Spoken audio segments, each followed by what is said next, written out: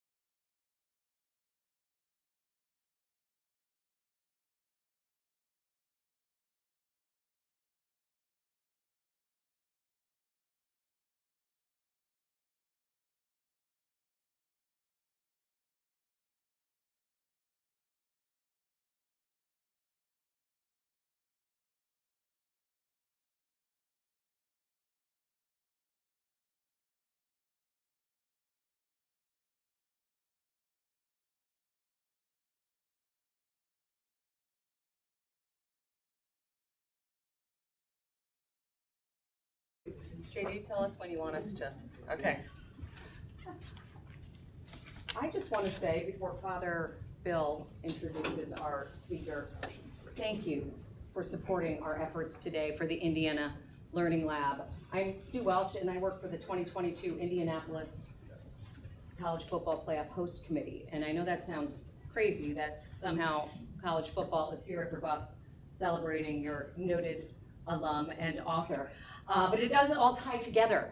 The College Football Playoff Foundation, Extra Yard for Teachers, put under the leadership, by the way, of Clear Fidian Green, another Brebeuf parent, chose the Indiana Learning Lab as one of our essential partners in March of 2020, when we all were overwhelmed with our move to digital learning and just the new realities of teaching.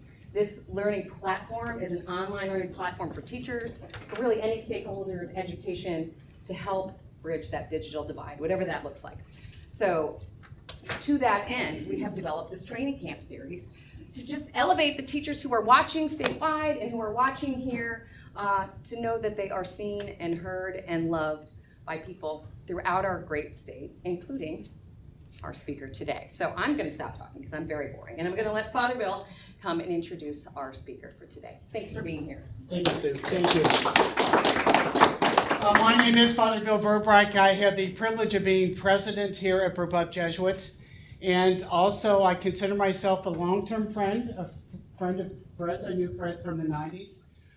Fred is a very accomplished person. He's worked in politics. He's worked in law. He worked in athletics at Indiana U, which is part of his story. He's a devoted husband and father and grandfather, and I've seen him interact with his family, and so that's part of his role modeling, I think, for all of us. I first met Fred when we were on the board here at Brebeuf, and he became a good friend. And through the years, even though I wasn't in Indianapolis, we still stay connected. And what most impresses me about Fred is he's a man of principle, he's a man of values, he's a man of faith. And he lives from that faith. And from his Jesuit background, he very much, I think for me, understands and can articulate what it is that Jesuit education, Jesuit spirituality is about. And so for me, it's an honor and a privilege to be able to welcome Fred back home. He's a 77 graduate, and I think you're going to be inspired and walk away with some things that you'll be able to think about in your own lives, whether you're an educator or not. Fred, great to have you here.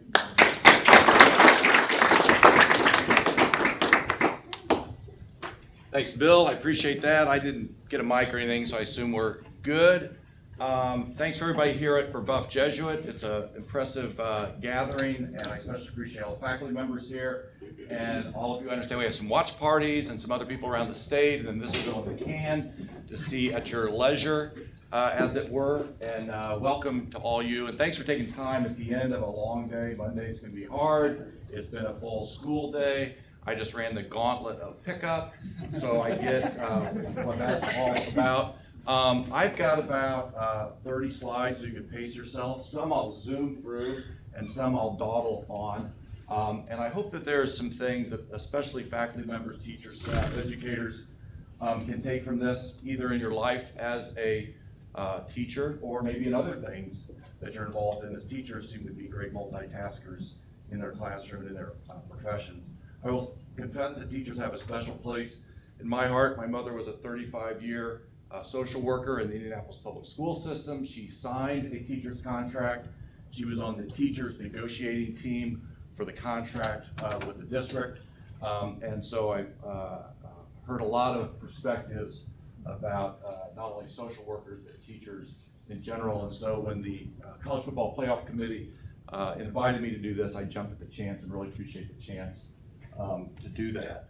So my talk is on making your own luck and leading in a time of change. Hopefully this will work. Oh, there you go. Okay, my red thread for today. So when I was at Brebeuf, Father Streeter was my speech teacher, and he always told us when you make a presentation, tell them what you're going to tell them, then tell them, and then tell them what you told them. And so I'm going to kind of do that, and I'm going to start off with the red thread. Has anybody heard of the red thread? Here, okay. So it's an awesome book by Tamsin Webster, and it's basically the idea of your core idea.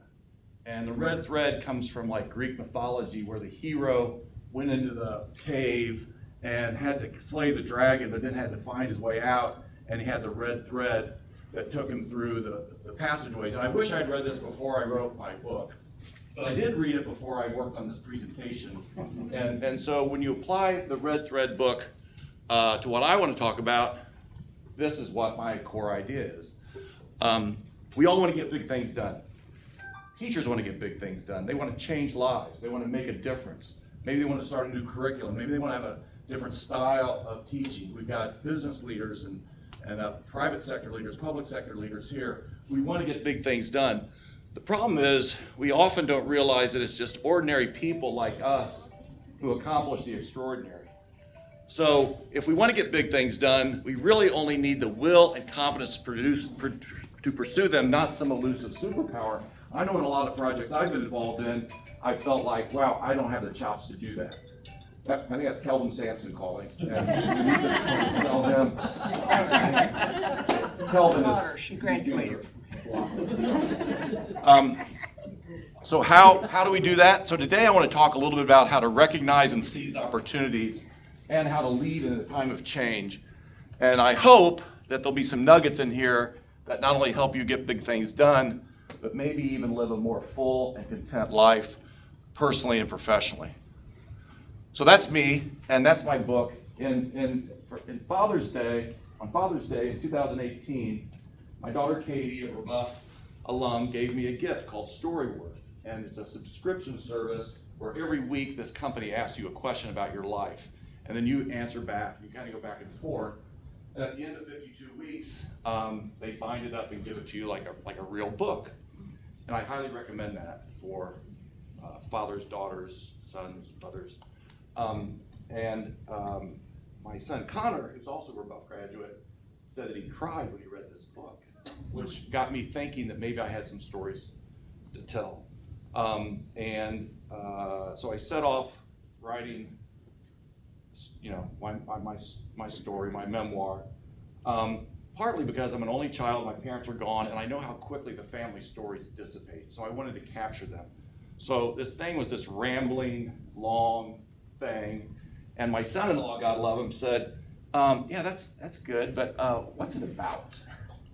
Which I thought was an awesome criticism dressed up like a question. But I took it to heart, and I started to really digest this, and that's when the rereading of it started to reveal itself to me that there had been points in my life that I had sort of accidentally backed into recognizing and seizing opportunities that had made a big difference in my life. And I thought, if I could articulate those and describe how those happened, maybe I could save people the hard knocks of figuring it out on their own, and that's really what I did. So I took my life story, the arc of that, in pertinent part, and applied 10 precepts that I lay out in the introduction of the book. I didn't want to do one of those formulated books like precept, lesson, application, bold print, there it is. So I just really stir it in through the book, and that's what I'm really going to do today. So I'm not going to kill you with a list of 10. I'm going to talk about the overall picture and how that kind of fit itself in. So this concept of luck is interesting. And as a lawyer, I think of some vignettes like this. So sometimes somebody gets on a plane, a woman, lawyer, or male lawyer, whatever, gets on the plane, and they chat up their seatmate, and by the time they get off the plane, they suddenly have a new client. And sometimes people who aren't as engaging with their seatmate goes, oh, they were lucky. It's a convenient excuse to explain why they don't get some action when this person was getting action. Or in another example, a coworker gets a really choice assignment, and people will say, well, that person was lucky, but maybe that person made sure their boss knew they were available, made sure their boss knew they were interested, laid the groundwork to, in effect, make their own luck. And so I think luck can be a power-packed, dangerous word for people to explain away why they're not taking a more active role in getting the things they want to achieve. And that's part of what we're talking about in the book. This is a quote first attributed to Seneca the Younger, a Roman philosopher. Luck is what happens when preparation meets opportunity. It's often applied to other people too, like Walter Alston and Abraham Lincoln. A lot of people said this.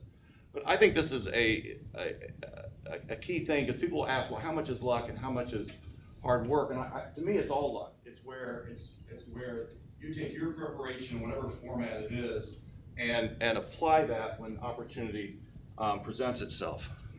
So I want to talk a little bit about preparation. I want to talk a little bit about opportunity. And I like this metaphor here, if you can see it. It's a little subtle, but it's somebody rowing a field, and that seems like classic preparation. I studied, I trained, or whatever. But a lot of my preparation is more like rain or sun. I didn't do it, can't take any credit for it. It just kind of happened. But it's as much or more preparation as things that I did more deliberately, which in the big scheme of things are a fairly small part of my preparation. So for my preparation, one of the most fundamental parts of it is George's Liberty Bar on Skid Row in Indianapolis. And that's the part of from a Skid Row bar to rebuilding IU athletics. And from the time I was about 5 to the time I was about 14, I basically grew up in the back of the Skid Row bar. As an only child, my parents were fully engaged with the bar, and I hated it. Because when my friends were off doing other stuff, I was in the back of this bar. And I saw a lot of crazy stuff. I saw, my dad try to throw somebody out, and he fought back, and my dad's kicking this guy's ass, and I'm 7 going, my dad's kicking some guy's ass, and maybe he'll get his ass kicked. I don't know, but it was very disquieting in a way. But the good part of it was I got to know a lot of people as people that are often dismissed as winos, vagrants, street people, and I talk a little about them in more detail in the book.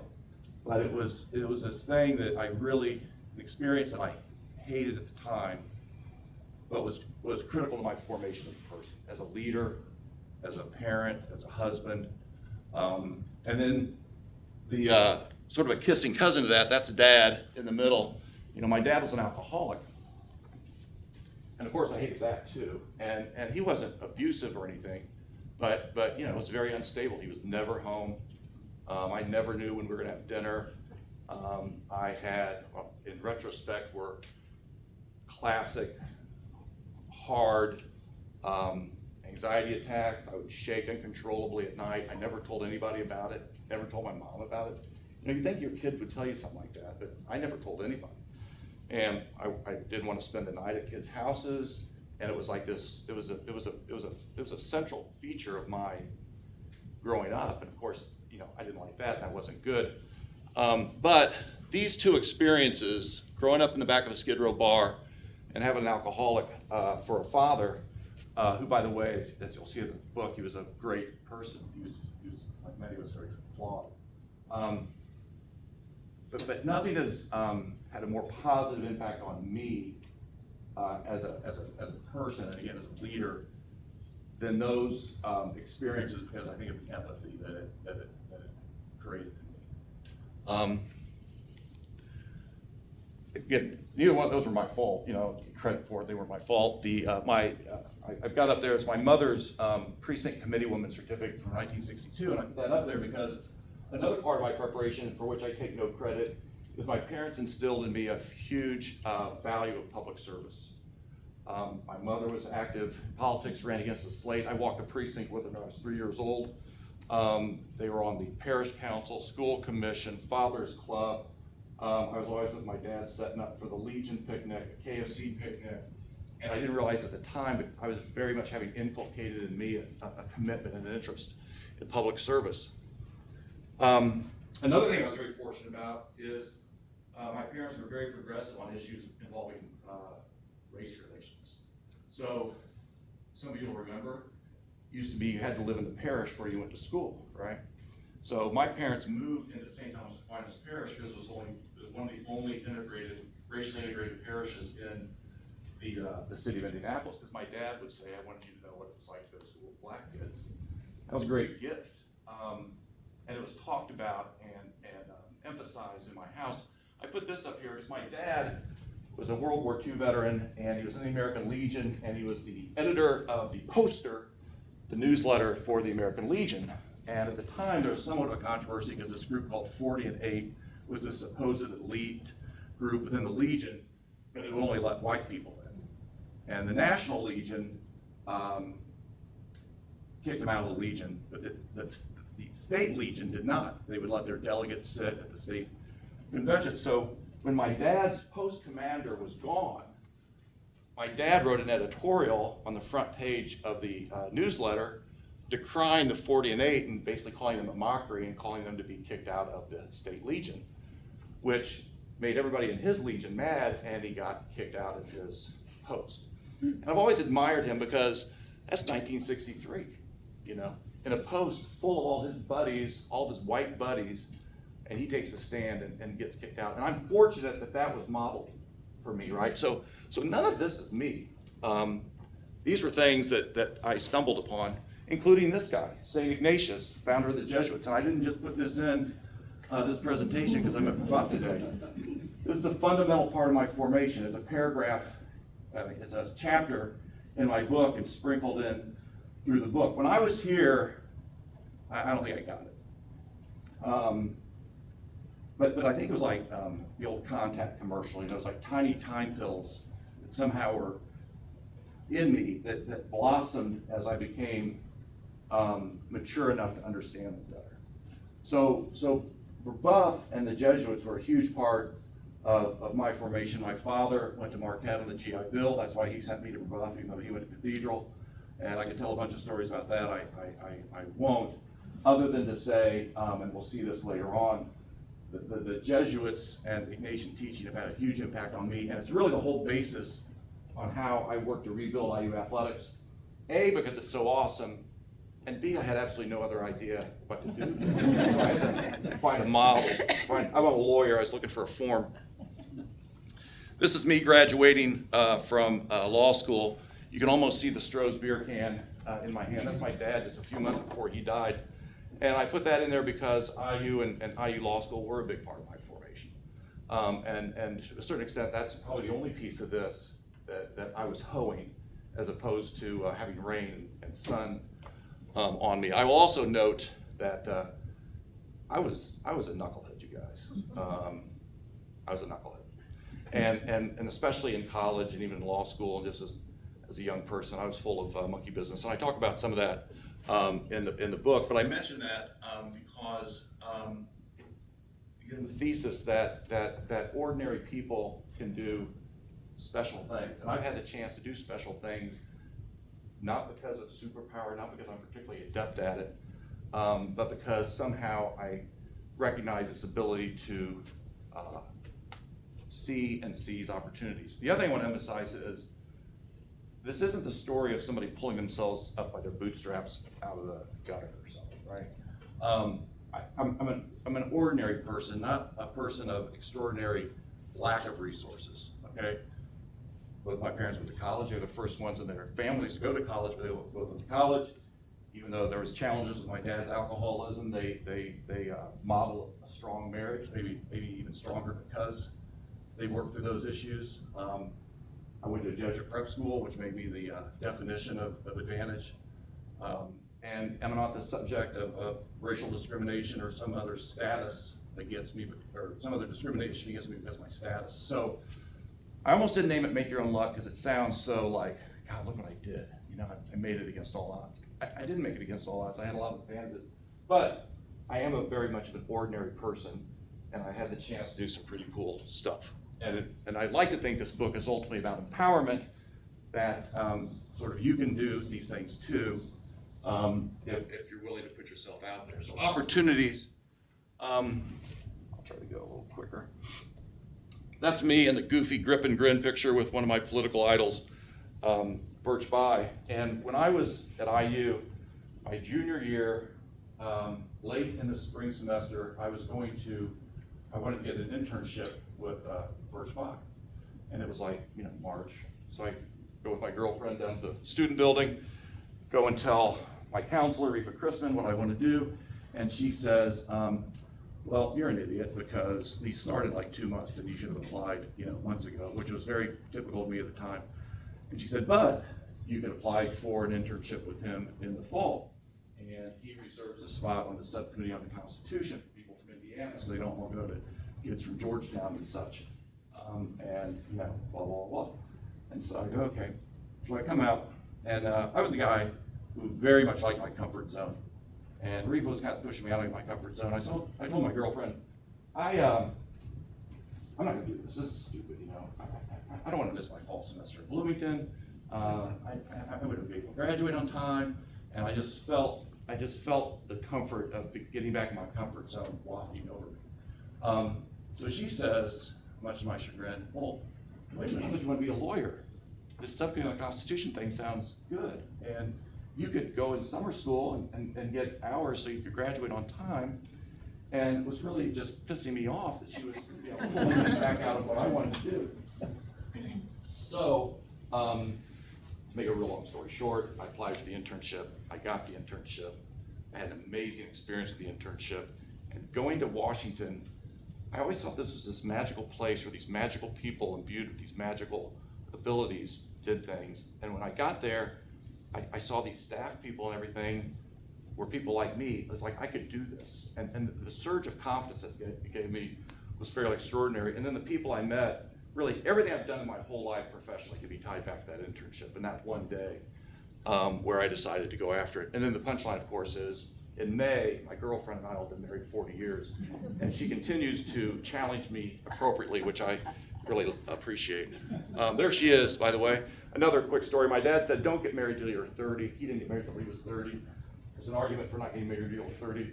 But I met Barbara, and I actually had to pursue her fairly aggressively. She was not that interested in me, but eventually I got her going my way. And but I felt like if we didn't get married, like after I was at law school, that probably wouldn't have worked out, and I didn't want that to happen. So I got married when I was 23, which is very, very young. I'm not sure I'd always recommend that, but it was right for us, and I was glad that I had the confidence to kind of get out of what had always been my general plan to do that. So the takeaway of this is opportunities often come at inconvenient times. Don't let that prevent you from seizing them. Find a way. There's always a reason why this isn't quite the right time, or I wish this was happening here. And I think you've got to work your way through that and go ahead and seize the opportunities if it doesn't work. So there's my guy, kindly Judge Dillon. When I was a third-year law student, Jim may remember this. Jim was a placement dean, the dean of admission at the law school. Back then, believe it or not, they had a court board thing for opportunities. There was a 3x5 card. Judge Dillon had it there. It said, looking for a law clerk, you have to be in the top 10% of your class, law review, and have a working knowledge of Indiana University basketball. Judge Dillon had always been my guy, and so I was like, I'm going to apply for that. So I did, and again, try to go a little more quickly here. Much to my surprise, I got it. And the surprise was, usually I go to like super academic kids, and I wasn't a super academic kid. But I got it, but I'd already gotten an offer at Ice Miller, Donadio, and Ryan at a very high salary. This one paid half of that. So I went to see Jerry Bepko, who was the dean of law school at the time, my professor, and asked him what his advice was. He looked at me like, how old are you? Are you kidding me?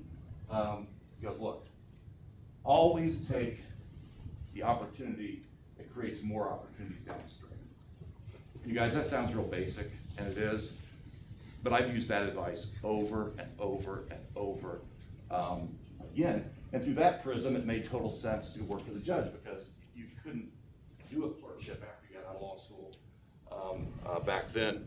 So that's that. Always choose those. And then always choose what you think are better opportunities over higher salaries.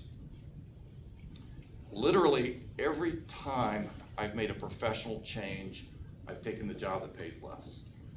And that's not because I think that's righteous, and it's not because I don't like money. I like money and what you can do with it. But if you pick opportunities, the money will take care of itself, and you'll be much happier. And that's not like dad talk, or it's reality. It's certainly been my reality. Making my way in politics, getting the clerkship, then I worked for Evan's dad. Didn't hurt with Judge Dillon. Started to get involved in the political campaign, and I like driving Evan by around, doing this and that. My wife was actually much more involved than I was. She was getting me gigs with him. So 3 guys ran that campaign: Evan By, Bill Morrow, Joe Hodgson. And then they had this advisory committee, and some of you guys have probably been on these kind of advisory committees. You really don't do anything, and they just kind of have you there in case they want to ask you for money or lick envelopes or something, but they make you an advisory person and then just kind of feed you pablum, And so, I was on that, and I was on there with my buddy John Dillon, whom some of you may know, Brebeuf class of '78. And we were on this thing realizing that we were like in the back row, wishing we were closer to the front row. And they wanted to have this event in conjunction with the state Democratic convention for Evan, who was running against the Democratic machine. So we were like the guerrilla guys in this. And there was this big old thing. We were going to guerrilla market for the state committee's deal. And so Evan and Susan had been recently married. So I said, what if we had a wedding reception for Evan and Susan, and we sent all these delegates throughout the state like wedding invitations. We have a big cake, and they all feel like they went to Evan and Susan's wedding reception. And the guys in charge were like, that is the stupidest idea we've ever heard, but we don't have a better one, so you guys go do it. So JD and I, we like overkilled this thing. It was, we instilled ourselves as co-chairs, got all these different people involved, had this really nice food, had the cake, had the invitations. We had a team that we briefed them on schmoozing with the delegates. We had these buses that took them back and forth. It was like so ridiculous, but it was huge. There are still people that show me their invitation to Evan and Susan's wedding when I go see them around the state. So we killed that thing. And after that, we kind of got to sit at the grown-up table, because those guys were like, well, you guys, did okay with that. So this is a big thing. I used to tell my students at IU this all the time. Seize every opportunity to the fullest. Own it, exceed expectations.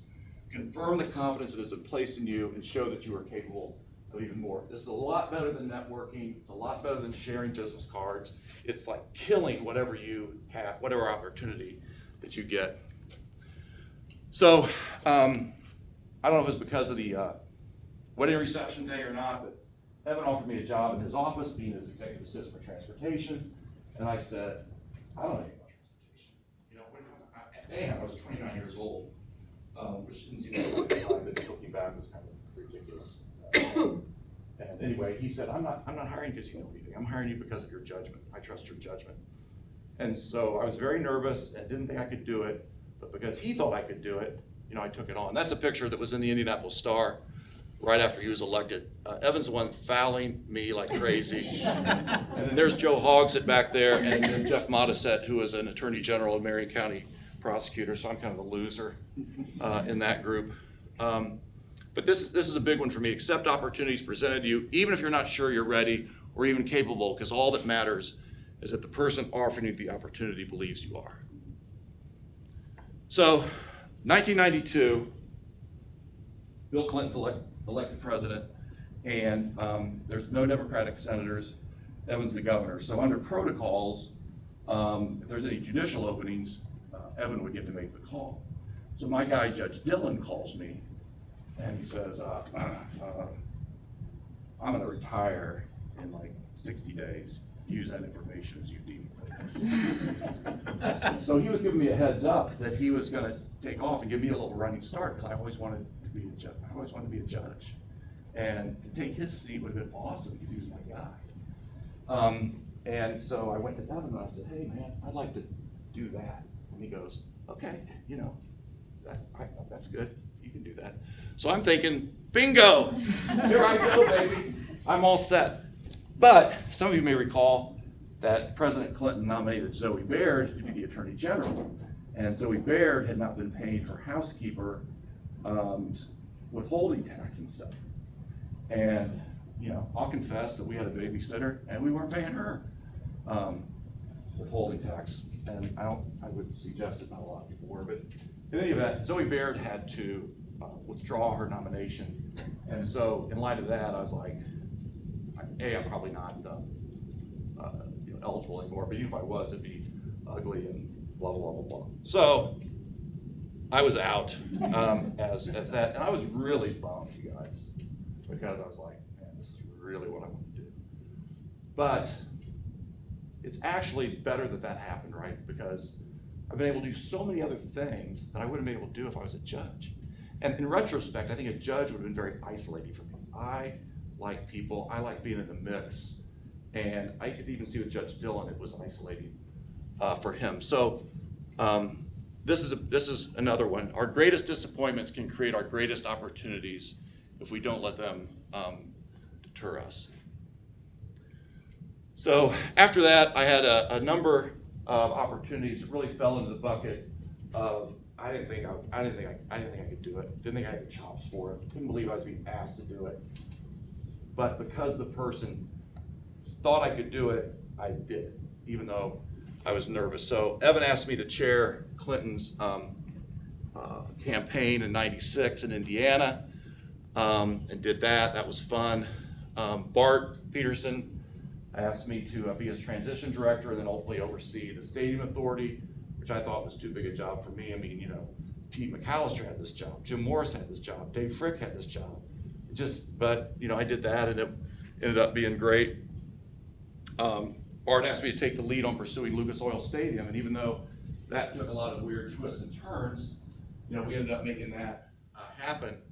And then finally, Bart asked me to head up the Super Bowl effort, and while we didn't get it that year, I really believe that we laid the groundwork to get that the following year. That Super Bowl story is kind of funny because we were at Dunaway's, which is a swanky steak place in the old Oxygen Company, and it was me, JD, John Dillon, class of '78, Kira Amstutz, and Steve Campbell and the mayor, and I had a list of like 11 people that I thought would be good candidates to head up the Super Bowl effort, you know, because it's a big deal and you have to be very public facing and all this. And I had my 11 people, and we go over the list, and then I made a mistake. I excused myself to go to the bathroom, and when I came back, they were all sitting there like the Cheshire Cats, and they go, "It's got to be you. You know, you got to do it." I go, "Hey, I'm not doing it." And they go, "No, you got to do it." So later I went and met with Bart and I said, "Look, man, I'm not doing it. I've got to oversee the stadium development because we've had these issues with the state. I got to make sure that's in place. And, you know, I've never, you know, been public face. He goes, "Look, you're playing defense. It's no fun. You need to play offense. That will be fun. You need to do this." So I said, "Okay."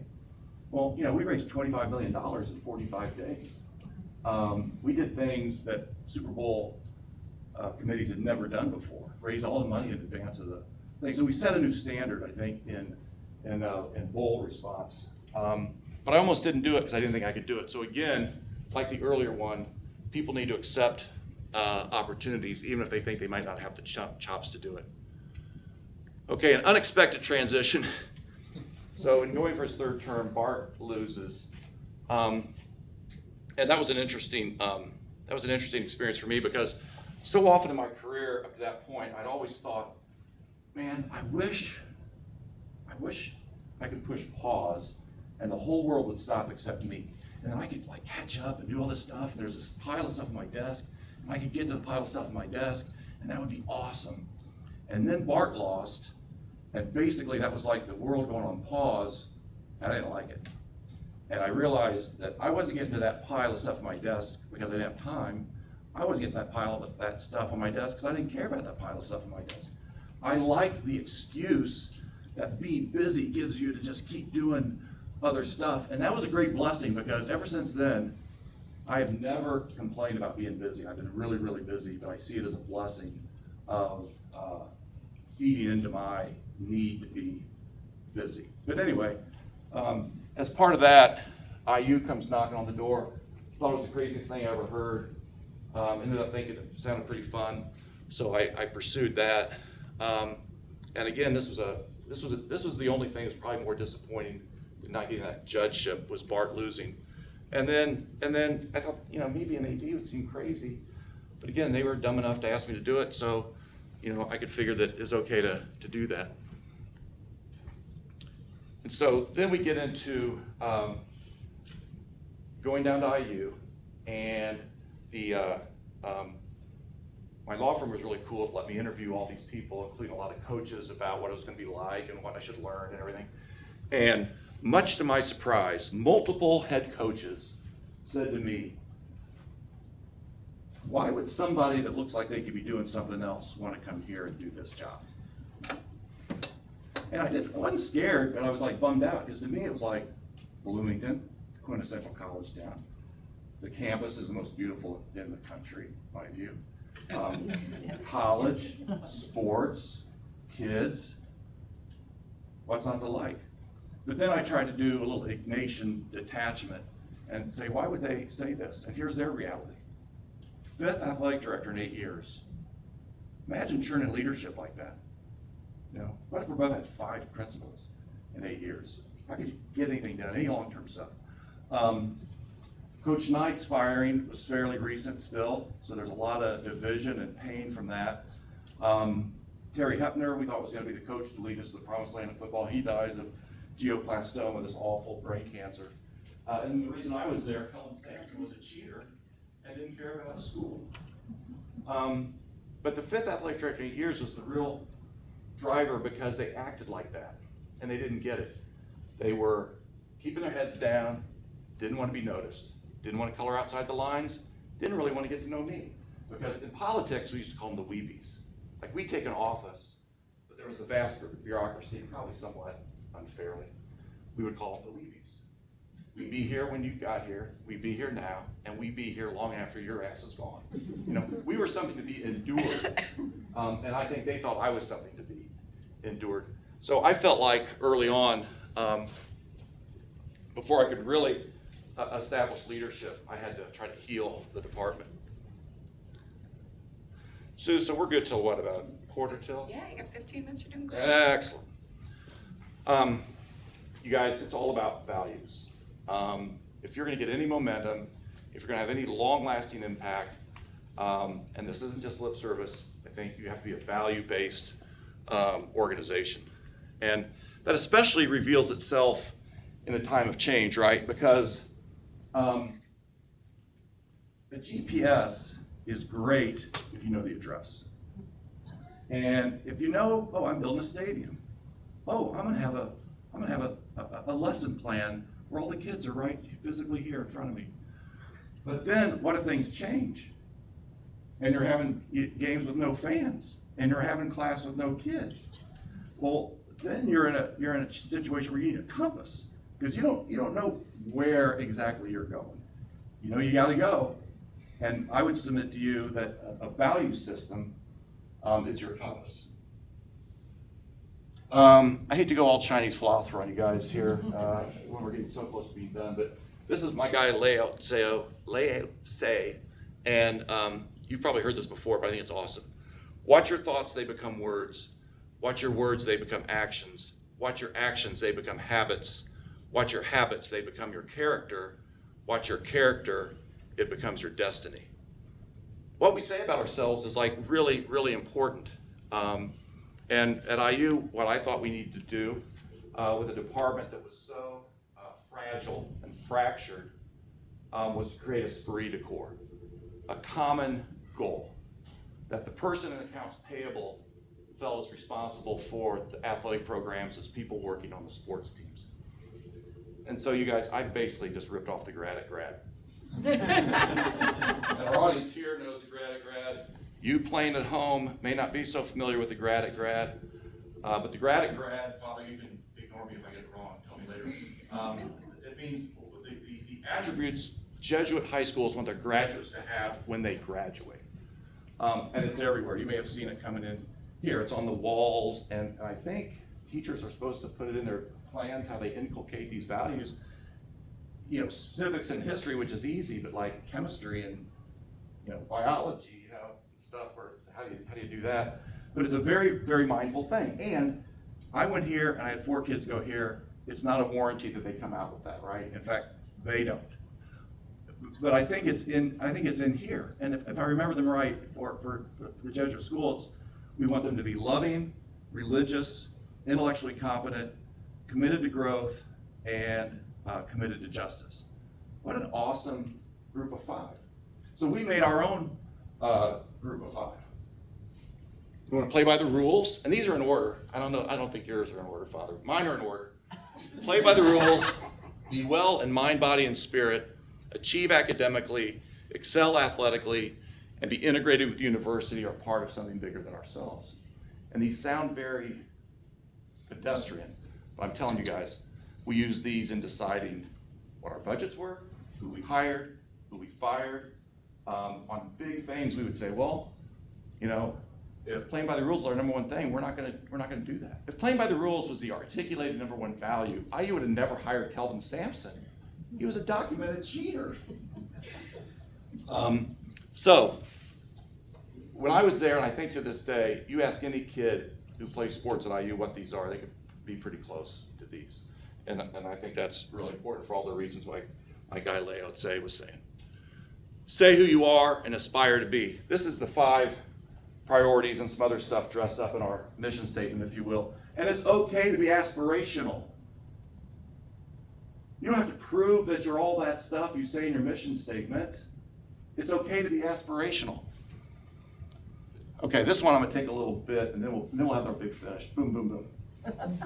Additional bedrock values. I think these are really important, and we talk about these all the time when I was at Indiana. Be positive and fun. Optimism and belief are a competitive advantage and can be a self-fulfilling prophecy. I was always a pessimist. May have been a carryover from my dad's alcoholism. Benjamin Franklin said, I prefer to be a pessimist because I'd rather be pleasantly surprised in life. That is dead wrong, you guys. It's about optimism because it makes things happen and it's a better way to live. So we would challenge people to be optimistic and have fun. Be forgiving and grateful. I'm convinced these are the twin secrets to a happy life. If you're forgiving, you're like Superman. Nothing can really hurt you, big and small, little things at home or big things in the world, and it doesn't make you a chump.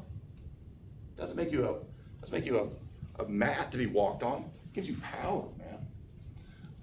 And then being grateful, it's akin to seeing God in all things. If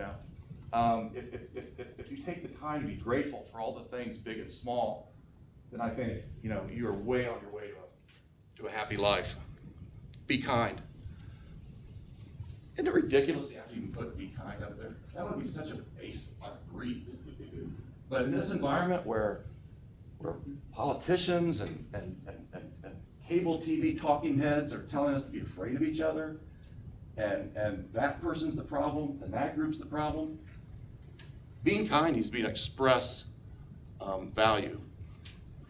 I didn't put this in, Father, for today. This is all canned, okay? So this isn't, set for Brebeuf.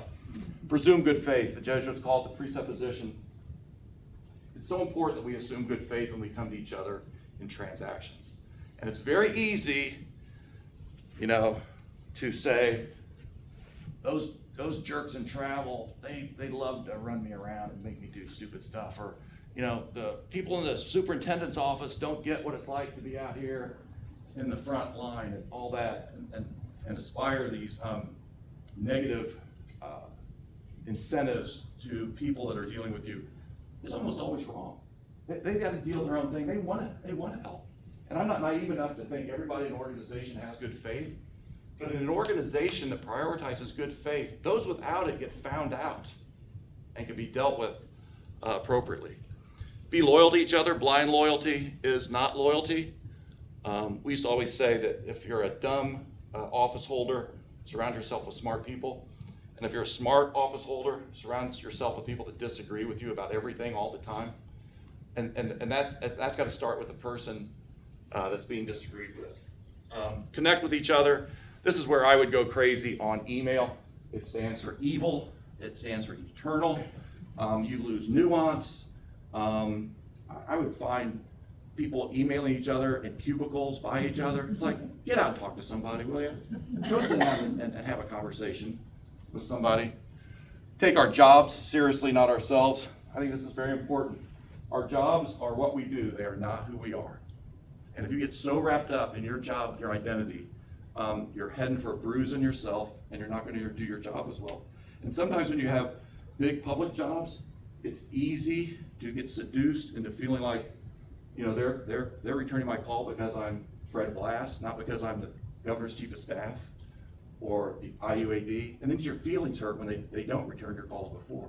If you've known all along why, it doesn't hurt when they stop. Careful whole person, again, Jesuit idea of cura personalis. We'll talk about that a little bit more in the context of IU, but I think this is critical in all of our daily lives. It's critical institutionally. And Father, if I'm not mistaken, I think a secondary idea of cura personalis, the first being careful whole person, the second one is those who are different than us have more to offer the organization. It's like the whole organization includes people who might be out of the mainstream. And that's why diversity and inclusion and equity is so important. Not so much to the people that are getting the opportunity, although that's super important, to the organization that benefits by those people being in the organization.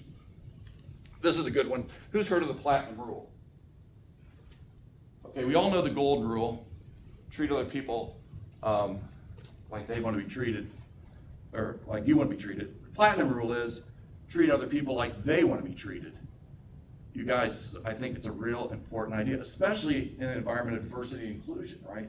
So a stupid example is, 2 years ago, Barbara and I turned 60 around the same time. She was actually 11 months older than me, but roughly the same time. And,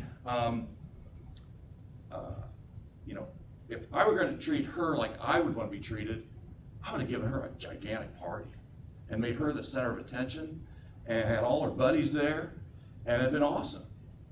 But she'd rather eat a dead rat than do that. She doesn't like stuff like that. And so instead we went on a trip. When I was 60, she treated me where I wanted to be treated, where I was the host of my own big party. It was great fun. But it plays itself out more importantly if people have a different socioeconomic background, a different, you know, upbringing, a different perspective. They're a different person on the Enneagram, you know? So I think that's powerful, the idea of the Platinum Rule. Be demanding, not demeaning. Talk about that with coaches all the time for obvious reasons. We are what we tolerate. Guys, I think it's really important. It's easy to say, oh, that's Bill being Bill. That's Jane being Jane. We don't really own that, because Bill's an ass, and he's been here 20 years, and so what are we really going to do, you know? That's wrong, you guys. You are what you tolerate. If you tolerate it, you own it. I can give you lots of examples of that. I'm going to skip. I think you get it. Take criticism seriously, not personally. So when I was the AD, I got to use this one a lot. I really believe that you can conquer criticism because it's really a good thing. If you're criticized and it's right, then you've just been given an opportunity to fix it. And that happened to me a bunch of times. And I will say that there were people on my staff who would immediately put up the defenses and start explaining why. And I'm like, well, listen to what they're saying. I mean, you know, couldn't that be right? So that's okay to fix it. Or if you listen to it and consider it and it's wrong, then who cares? You know? So I think you can really defang criticism by approaching it that way. Do the right thing. It's a little bit like be kind, and you guys might be saying, you kept me after school to tell us to do the right thing. But I think it's important. Eleanor Roosevelt said, you might as well do the right thing because you're going to be criticized no matter what you do. And that's super powerful. And in the job I had as AD, believe me, I was going to get killed on the message boards or wherever, or drive time radio or whatever, pretty much no matter what I did. So if I was trying to play to the mob, if I was trying to avoid criticism, that's just a loser's game. You know, you've got to do what you think is right. What territory do I want to defend? What do I feel best about saying, that's what I did, and that's why I did it? And right things last. Popular things don't. So again, when you're tempted to edge a little bit to avoid the confrontation, I encourage you to do the right thing. Commit to who you are. We try to do that in a number of ways with the Bill of Rights and other things. Be accessible. I think this is huge, you guys, especially in this era where it's this and all that. Just being around. Woody Allen was right about this one. You know, 90% of the success in life is showing up. This was my door at IU, and you don't tell kids to interrupt you if you're not ready to be interrupted. And it was awesome. It's my favorite part of the job. And I think we were able to create an environment where we weren't always the highest paying school in the Big Ten, but it was a place where people wanted to be. Studies show all the time that people don't stay with organizations for money. They don't always even stay at organizations for the kind of projects they work on. They stay at organizations because somebody there cares about me. And if you can make that a priority, you can improve your organization. Have pride. I put this on the bulkhead in my office. Perfection is not attainable, but if we chase perfection, we can catch excellence. I put that there because another vestige of 5 athletic directors in 8 years was there was a lot of, hey, this is good enough for government work. You know, I would get a press release. I was the last stop, and there would be grammatical errors in it. And I'm a nice guy and everything. But I would just say, you know, this isn't acceptable. I can't be the one to find this. You know, so we talked about trying to be excellent. Having a big, hairy, audacious goal. I think this is really important. You know, Wells used to say, "Dream no small." Herman Wells, transformational president of the university. Dream no small dreams. They lack the passion to stir men's blood. And even though Goethe said it first, like 300 years earlier, he said it isn't made up. It was still a really important concept. And our big, old, hairy, audacious goal was we wanted to develop our students academically, athletically, and personally better than any other university in the country. And I would say most universities want to develop their kids better academically and athletically. But I think the real difference at Indiana was personally, and it's all about cura personalis. Our programming, our facilities were dedicated to the personal development of students where they just aren't anywhere else. Sue, I did not put this in because I was talking to educators. I put this in every time.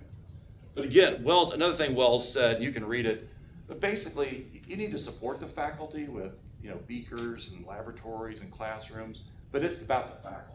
The faculty is what makes you famous. And the reason I put it in there is because I always consider our coaches our faculty. We did all this other stuff, and we should do this other stuff, and I'm proud of the other stuff. But it's not worth anything if you don't have outstanding faculty. And our coaches would make or break us. I mentioned being there and having a big audacious goal and all that, and healing the department. Early on, it became my desire to rebuild the department figuratively with the culture, but also literally with the facilities because they were really bad. And we invested $350 million in facilities in just 10 years. Because one of the things I did learn from politics and government is these terms go fast, time goes fast, you know, and if you don't think about early on what you want to accomplish, you're not going to get it accomplished. And this concept of rebuilding the department is something that we didn't know all the whys and wherefores of it, but we knew that's what we wanted to do, and that vision was very helpful. Okay, I got 2 to finish, and I think, am I good here? Okay, so this is Vera Nunswander, one of my favorite students at IU, All-American pole vaulter. And Vera told me one time, she was trying to qualify her senior year and she hadn't gotten her height. And she just said, Fred, I'm overthinking. I'm talking about where my elbow goes and then where this and then I gotta go that. And I'm just mechanically thinking about that all in my head. And she said, Coach Helmer, who's this awesome, like, Buddha kind of old time coach, just said, you just gotta trust your training. You know, you've got to prepare like crazy, and then when the lights go on, you got to trust your training. So it's very left brain, right? I never know which one's which, but the one that makes these kids able to repetitively do stuff over and over and over and over, that's one side of the brain. But then they've got to be able to flip the other side of the brain and perform. And that really resonated with me because because I sort of lack confidence, I'm an anal over-preparer. You know, I'm thinking whatever the corollary is to presentation elbow, you know, all that. And hearing this advice really was like, gives you permission to perform. And I was talking to Bart Peterson one time when he was mayor as a sort of corollary, and he said, you know, man, when I'm live on the morning show, nobody cares that Amy and I had a fight. Nobody cares that I don't feel well.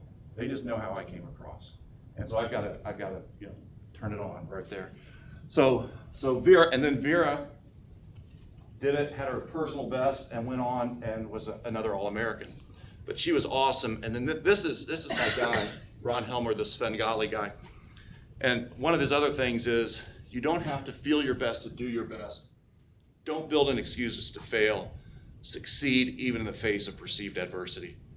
I think this is really big. So he would tell kids, and had proof, you may have a sore throat all week, you can still set your personal record. You know, your ankle's a little dinged up, you can still win this meet. And lots of like compelling stories like this.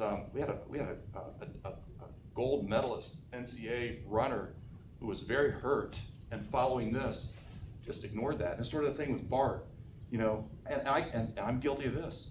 You know, it doesn't hurt as much if you build in a reason why. You know, I wasn't feeling really great, didn't have a chance to go over that, you know, whatever. But that is so self-defeating. And it's really liberating if you're like, here I go. I'm going to trust my training, I'm going to have fun, and I'm not going to build in a reason why it didn't go as well as it might. So I think by doing that, we rebuilt the foundation at IU culturally and physically. And then that's me and my oldest granddaughter when she was my only granddaughter.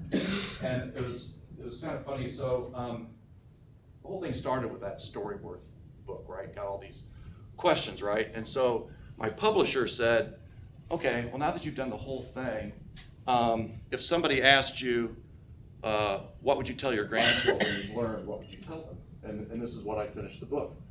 Life is not a dress rehearsal. It's the real thing and our only shot. So don't put off seizing opportunities because you feel you aren't ready or capable or deserving, but rather take ownership of them by believing in yourself and making your own luck. So that's it.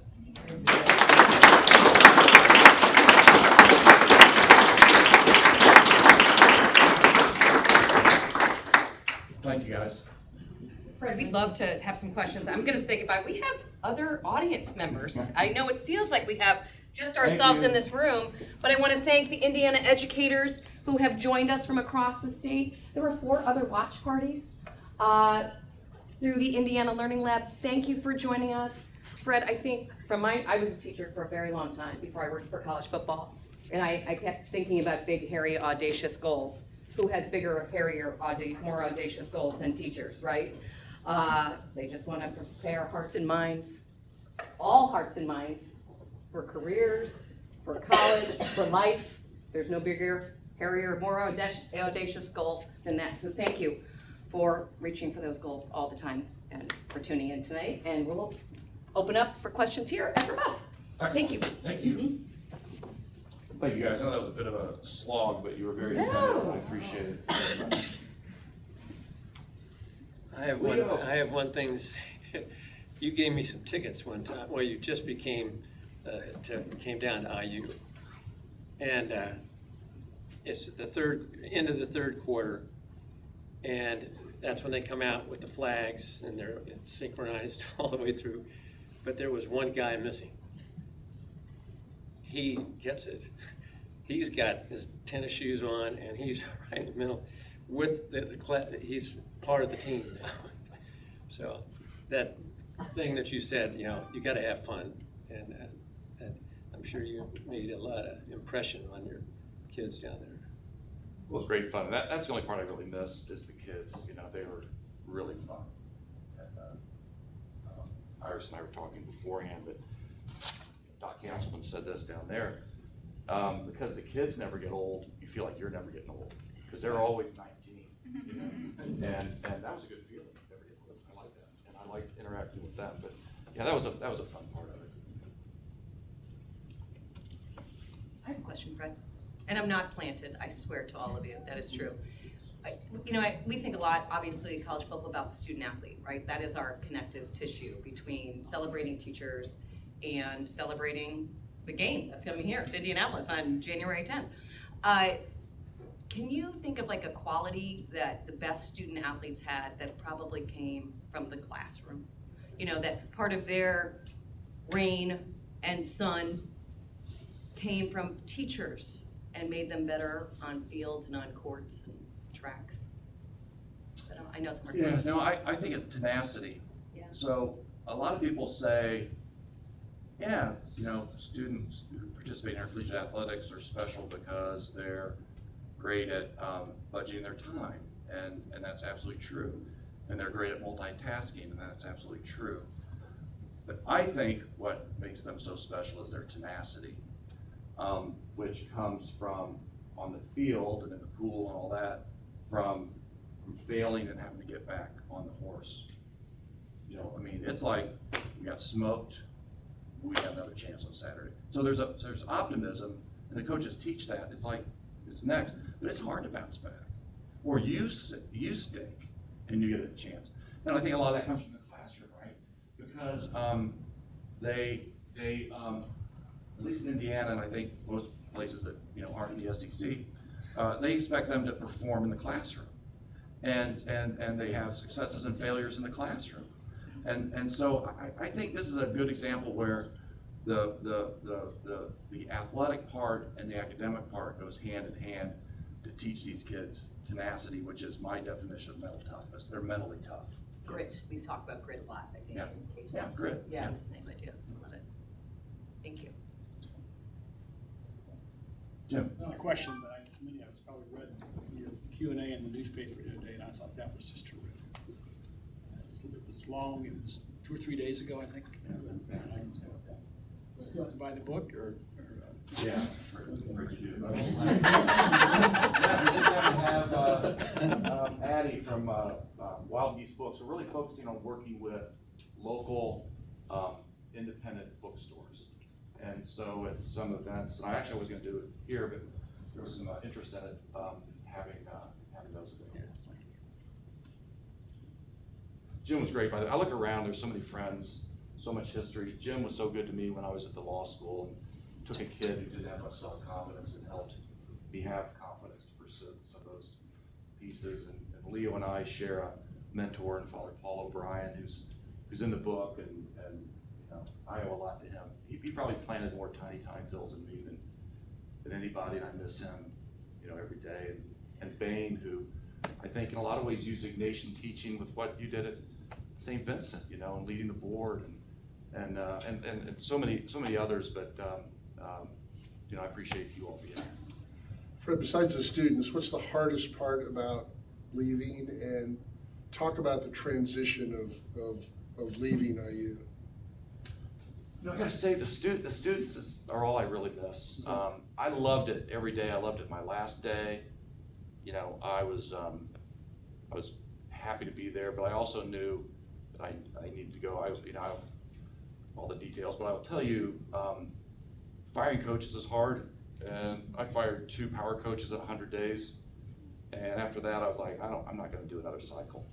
I'm going to get out of this before there's another cycle. Plus I saw NIL, all that stuff on the rise. I figured somebody else could do that. Plus, you'll appreciate this. With the bicentennial, I sort of shamelessly but quietly used the pendency of bicentennial to get a lot of stuff done. So I would tell the board and the president, well, if you guys want the stuff with bicentennial, then we're going to have to do this, this, and this. And that's part of the reason we were able to drive that number to get a lot of stuff accomplished. So the bicentennial was like kind of the perfect bookend for me, and the timing was good. And I do think I've been the beneficiary of understanding what I do is not who I am. And I've had some predecessors, it's been hard for them because I think they lost track of that. And it didn't for me, and I think that made it easy for me to leave. Thanks.